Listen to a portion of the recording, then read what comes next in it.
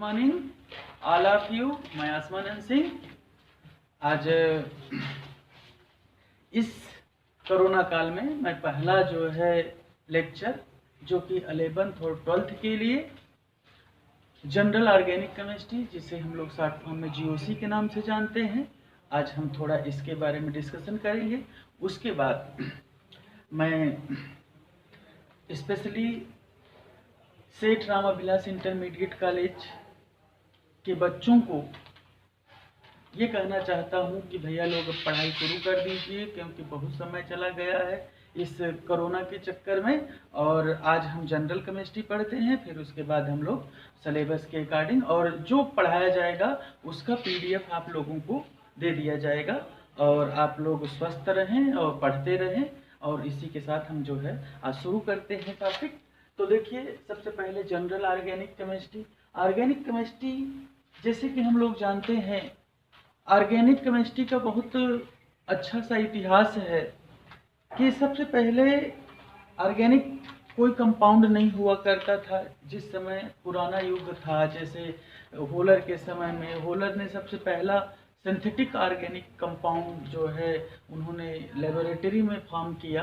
तो पहले अकार्बनिक साल्ट ज़्यादा थे, अब भी हैं, लेकिन आज के दौर में जो हम लोग जितनी भी, हम ये कह लें कि जितना भी टॉपिक है ऑर्गेनिक का, ये हमारे अप्लाइड केमिस्ट्री के अकॉर्डिंग आता है। अप्लाइड केमिस्ट्री जिसे हम लोग अनुप्रयुक्त रसायन कहते हैं। तो हम ये कह लें कि अब इतने बिलियंस कंपाउंड जो है बनाए गए हैं, जिनका हम लोग एवरीडेज बहुत अधिक मात्रा में हम लोग उसका उपयोग करते हैं।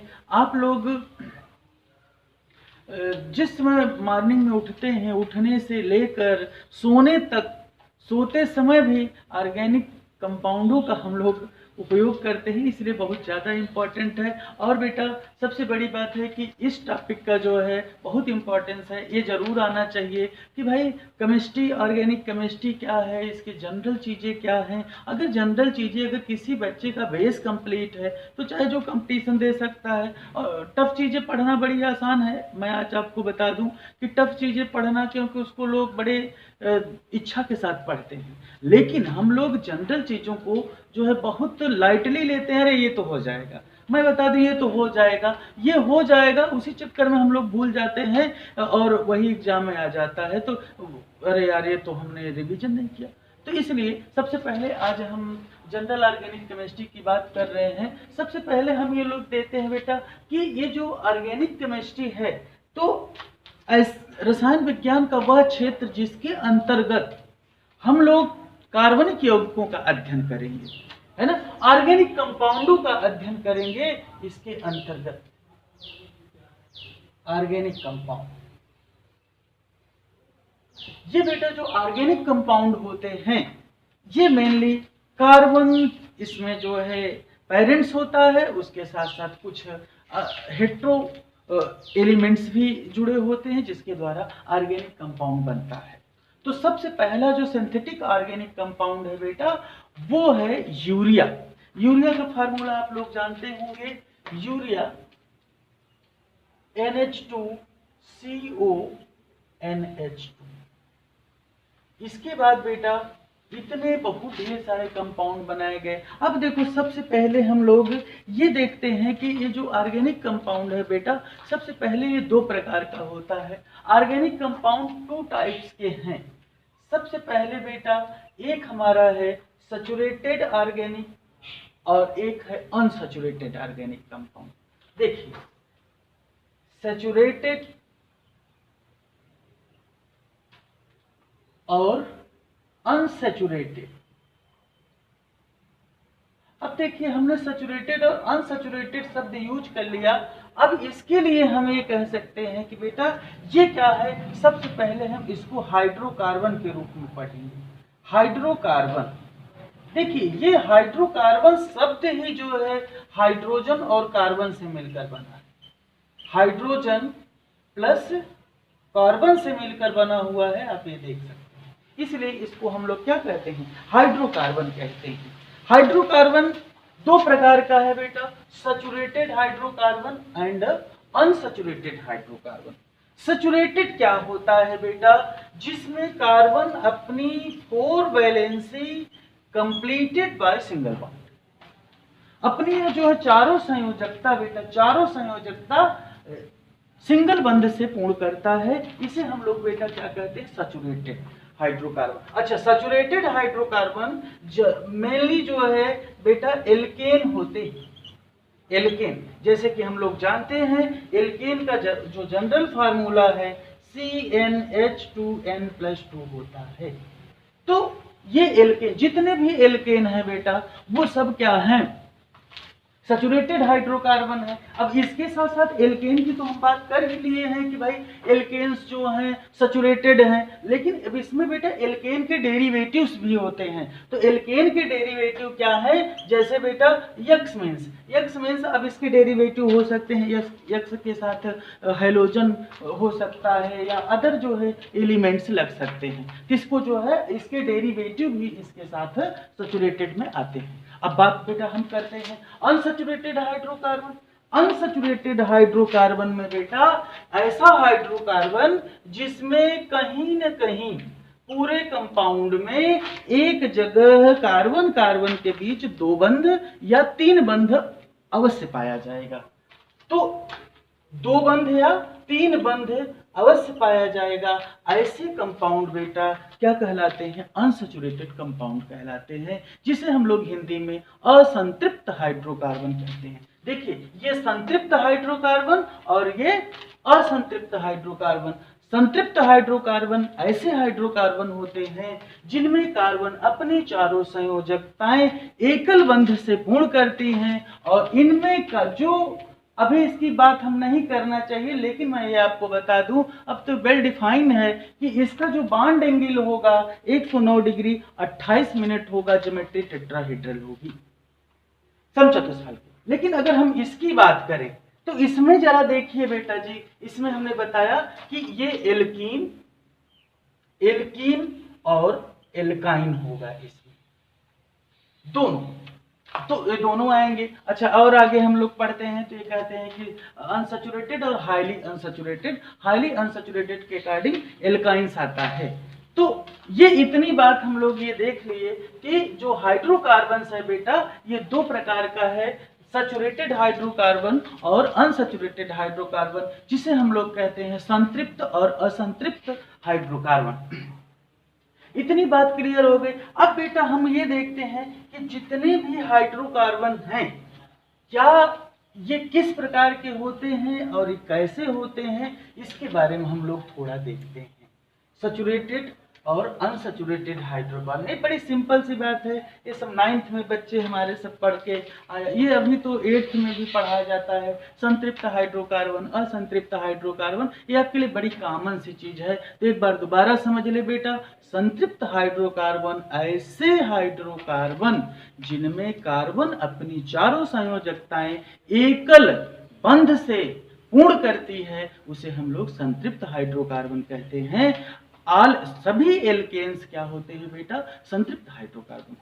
अब बात आती है असंतृप्त हाइड्रोकार्बन की, अनसैचुरेटेड हाइड्रोकार्बन की। तो बेटा अनसैचुरेटेड हाइड्रोकार्बन क्या होता है? जिसमें कार्बन कार्बन के बीच 2 बंध और कार्बन कार्बन के बीच 3 बंध जरूर उपस्थित हो, तो वो क्या होता है? अनसैचुरेटेड हाइड्रोकार्बन होता है, जिसे हम लोग असंतृप्त हाइड्रोकार्बन कहते हैं। तो इसमें इसका एग्जाम्पल है बेटा एल्कीन्स और एल्काइंस। अच्छा, दोनों में, संतृप्त और असंतृप्त में, दोनों में इसके जो है व्युत्पन्न होते हैं। ऐसा नहीं है कि हम सिर्फ इतना कह दें कार्बन हाइड्रोजन से, नहीं, इसके डेरिवेटिव भी हैं बेटा, व्युत्पन्न भी हैं, जो कि हम यूज कर सकते हैं। अच्छा, अब हम बात करते हैं सबसे पहले जो ये कंपाउंड है, जैसे हाइड्रोकार्बन अभी हम लोगों ने देखा, हाइड्रोकार्बन किससे बना हुआ है? कार्बन और हाइड्रोजन से, कार्बन और हाइड्रोजन से बना हुआ ये हाइड्रोकार्बन है। अब इसी से कंपाउंड बनेंगे, जैसे कार्बन। अच्छा, सबसे पहले थोड़ा सा बैलेंसी की बात अगर हम करें तो बैलेंसी में हम देखते हैं बेटा, कार्बन जो है 4 बंध बनाता है। क्यों 4 बंध बनाता है? आप ये देख लीजिए, बैलेंसी की जो है डिफिनेशन आप जानते हैं, कार्बन का एटॉमिक नंबर 6, अगर हम इसका जो है इलेक्ट्रॉनिक कॉन्फ़िगरेशन लिखें बेटा तो 1s2 2s2 2p2। Outer most orbitals कौन सा है? वाय कक्षा, ये है देखिए। अब इसमें कितने जो है इलेक्ट्रॉन प्रेजेंस हैं? 4 इलेक्ट्रॉन प्रेजेंस हैं। ये इतने इलेक्ट्रॉन हैं, इसलिए बेटा ये अनपेयर्ड इलेक्ट्रॉन है। अब इतने इलेक्ट्रॉन को अगर हम कहें तो हम ये कह सकते हैं कार्बन की वैलेंसी कितनी है? 4 होती है। तो अब ये कार्बन कितने बंध बनाएगा? 4 बंध बनाएगा। तो ये देखिए, अब देखो जैसे ये कार्बन है, जैसे हमको मेथेन बनाना है तो मेथेन, अब हाइड्रोजन की वैलेंसी 1 होती है, आप ये देख लें 1s1। तो अब देखो कार्बन 1 और हाइड्रोजन कितना? 4। ये देखिए इसके द्वारा जो है संयुक्त हो गया और ये बना लिया ऐसा संरचना। अभी और चल सकता है कितने में? ठीक है। तो अभी हम बात कर रहे थे इसकी वैलेंसी की। अब जरा देखिए, जो भी कंपाउंड है हमारे पास, जो भी हाइड्रोकार्बन्स हैं, उनको हम कैसे डिटेक्ट कर सकते हैं क्या हाइड्रोकार्बन्स है। अब इसके लिए लैब की जरूरत है। लैब के लिए लेकिन हम लोग पढ़ते हैं, जो कि बड़े कंपटीशन में पूछे जाते हैं, हाइड्रोकार्बन है इसको आप कैसे पहचानोगे, असंतृप्त हाइड्रोकार्बन है इसको आप कैसे पहचानोगे, एथिलीन ग्लाइकॉल कैसे बनेगा, इसको हमको बताना है। तो ये सब इस प्रकार के क्वेश्चन आते हैं। तो जैसे मान लो हमारे पास बेटा कोई भी कंपाउंड है हाइड्रोकार्बन, जैसे हमारे पास है CH3, CH2, CH2 और CH3।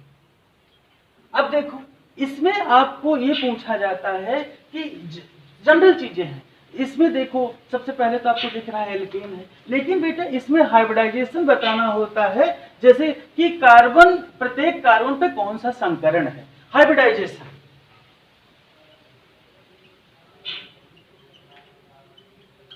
संकरण क्या होता है ना, संकरण के बारे में हमको बताना है। तो देखो संकरण का बड़ा सिंपल सा जो है हम एक फार्मूला बनाए हुए हैं, इसमें कैसे हम जो है हाइब्रिडाइजेशन निकाल सकते हैं। तो ये जो है बेटा इस कोई भी संकरण है हम कैसे निकाल सकते हैं, ये हम निकाल सकते हैं ऑन द बेसिस ऑफ पाई बंध। पाई बंध के आधार पर, देखो पाई बंध के आधार पर, अब 11th-12th के बच्चे हैं, सिग्मा पाई बंध समझते हैं। अगर देख लें बेटा, अगर कोई अगर सिंगल बॉन्ड है तो सभी सिग्मा बॉन्ड होते हैं, जितने भी हैं बेटा सब सिग्मा बॉन्ड होंगे जितने भी हैं। अगर कहीं पर कार्बन कार्बन के बीच में 2 बंध है तो एक सिग्मा होगा एक पाई होगा। अब ये ना पूछिएगा कौन सिग्मा है कौन पाई है ना। उसके बाद बेटा अगर कार्बन कार्बन के बीच में ट्रिपल बॉन्ड है तो 2 पाई होगा और एक सिग्मा होगा। और ये तो ऑलरेडी अगर आप इतना कंसेप्ट आप जान लो कि जितने भी सिंगल बॉन्ड होंगे सब सिग्मा बॉन्ड होंगे। अगर कहीं पर द्विबंध है तो द्विबंध में एक पाई होगा एक सिग्मा होगा। अगर बेटे ट्रिपल बॉन्ड है तो उसमें 2 पाई और एक सिग्मा होगा। इतना आप जाने तो पाई बंध के आधार पर संकरण को हम कैसे फाइंड आउट कर सकते हैं, कैसे निकाल सकते हैं, जरा ध्यान से देखिए। अब एक बड़ा सिंपल सा है, number of pi bond, number of pi bond, और ये क्या है बेटा हाइब्रिडाइजेशन, संकरण है। अब देखो अब ये हम कह रहे हैं कि पाई बंध की संख्या, पाई बंध की संख्या, और बेटा जी ये क्या है संकरण। अब देखो भाई 1 मिनट में आ जाएगा आपको। अब देखो जैसे अगर मान लो हमारे पास नंबर ऑफ पाई बॉन्ड 0 है कंपाउंड, तो इसका हाइब्रिडाइजेशन होगा बेटा sp3। अगर नंबर ऑफ पाई बॉन्ड बेटा 1 है तो इसका हाइब्रिडाइजेशन होगा sp2। अगर नंबर ऑफ पाई बॉन्ड बेटा जी 2 है तो इसका हाइब्रिडाइजेशन होगा sp। बस इतना अगर आपको आ रहा है तो आप किसी भी जगह पे आप देखें तुरंत चुटकी बजा के निकाल लेंगे। अब देखिए अभी हमने बताया कि अगर पूरे सिंगल बॉन्ड हो तो सब सिग्मा बॉन्ड, कोई पाई बॉन्ड नहीं। अगर बेटा 2 बंध है तो 1 पाई और 1 सिग्मा होगा। अगर 3 बंध है तो 2 पाई और 1 सिग्मा होगा। अब जरा देखिए इसमें अगर हम देखें इसको तो देख लो कोई पाई बंध नहीं है तो हम ये कह सकते हैं इस कार्बन। अब देखो 0 पाई sp3 हाइब्रिडाइजेशन, इस पर भी 0 पाई sp3 हाइब्रिडाइजेशन, इस पर भी sp3 हाइब्रिडाइजेशन, यहाँ देखो बेटा जी sp3 हाइब्रिडाइजेशन। तो हम ये कर सकते हैं, बड़ा सिंपल सा फार्मूला है। अब देखो मैं एक एग्जांपल यही आपके सामने और लेता हूं। आप देखो जरा, जैसे मान लीजिए हमारे पास है CH3 CH double bond CH3।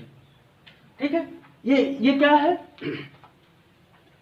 2 butene है ना। तो 2 ब्यूटीन IPSC का एक बहुत 2-3 दिन का लेक्चर होगा, उसको हम बनाएंगे। पहले आप देखो सिंपल सा, अगर यहां पर देखें बेटा all bond single bond when sp3 hybridisation, यहां पर देखिए 1 पाई 1 सिग्मा है, तो अगर बेटा जी 1 पाई है तो क्या होगा sp2, इस कार्बन पर भी सेम sp2 और इस कार्बन पर सब सिंगल बॉन्ड, तो क्या हो जाएगा sp3 हो जाएगा।